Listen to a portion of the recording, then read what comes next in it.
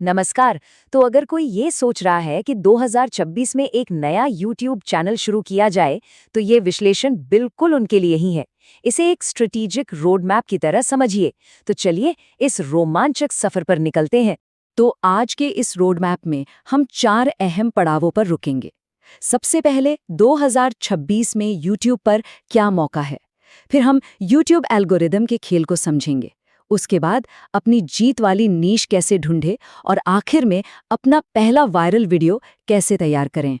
चलिए सबसे पहले और सबसे बड़े सवाल से ही शुरू करते हैं। कई लोगों को लगता है कि YouTube पर इतनी भीड़ हो चुकी है कि अब कोई नया मौका बचा ही नहीं। लेकिन सच तो कुछ और ही है। 2026 शायद एक नया चैनल शुरू करने के लिए सबसे बेहतरीन समय हो सकता है। जरा इस नंबर को देखिए, 2.5 अरब। हर महीने इतने एक्टिव यूजर्स YouTube पर आते हैं और ये संख्या लगातार बढ़ ही रही है। इसका मतलब एकदम साफ है, देखने वालों की कोई कमी नहीं है और मौके की कोई सीमा नहीं है। अच्छा, अब बात करते हैं उस चीज की जिससे सब डरते हैं, एल्गोरिदम। पर इसे किसी रहस्य की तरह देखने की जरूरत नहीं है। ये तो एक सिस्टम है जिसकी कुछ नियम है, और अगर खेल के नियम पता हो तो खेल को जीता जा सकता है। एल्गोरिदम जिस पहले सिग्नल पर सबसे ज्यादा ध्यान देता है वो है क्लिक थ्रू रेट, यानी CTR। सीधे शब्दों में, जब लोगों को थंबनेल और टाइटल दिखता है तो उनमें से कितने प्रतिशत लोग उस पर क्लिक करते हैं। ये असल में वीडियो की पैकेजिंग का टेस्ट है कि वो कितनी लुभावनी है। अगला जरूरी मैट्रिक है वॉच टाइम, यानी दर्शक कुल मिलाकर कितनी देर तक वीडियो देख रहे हैं। ये YouTube को सीधे सीधे बताता है कि कंटेंट में कितना दम है और क्या ये दर्शकों को प्लेटफॉर्म पर रोक पा रहा है। और यही तो YouTube का सबसे बड़ा मकसद है। और फिर आता है एवरेज व्यू ड्यूरेशन, या AVD। ये बताता है कि औसतन एक दर्शक वीडियो को कितनी देर तक देखता है। तो सोचिए, CTR दर्शकों को वीडियो तक लाता है और वॉच टाइम और AVD उन्हें वहां रोक कर रखते हैं। ये दोनों मिलकर ही एल्गोरिदम को बताते हैं कि कंटेंट वाकई में अच्छा है। तो यहाँ सबसे जरूरी बात ये समझनी है कि ये सिर्फ नंबर नहीं है। ये एल्गोरिदम के लिए वैल्यू के सिग्नल्स हैं, एक तरह की भाषा।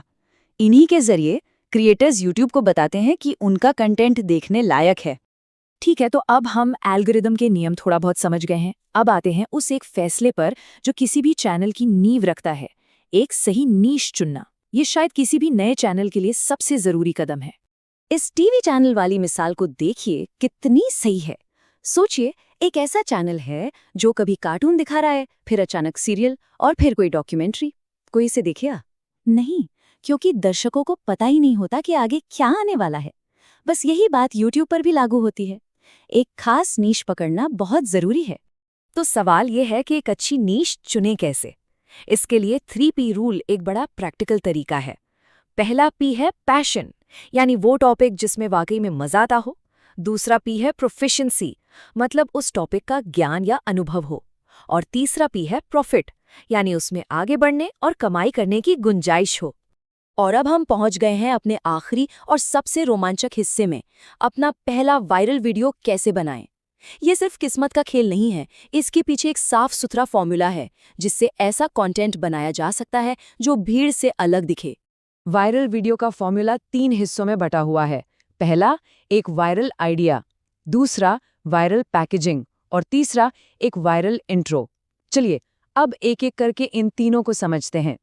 लेकिन एक बहुत बड़ा सवाल ये उठता है कि जिन नए चैनलों के पास कोई ऑडियंस ही नहीं है, वो वायरल होते कैसे हैं?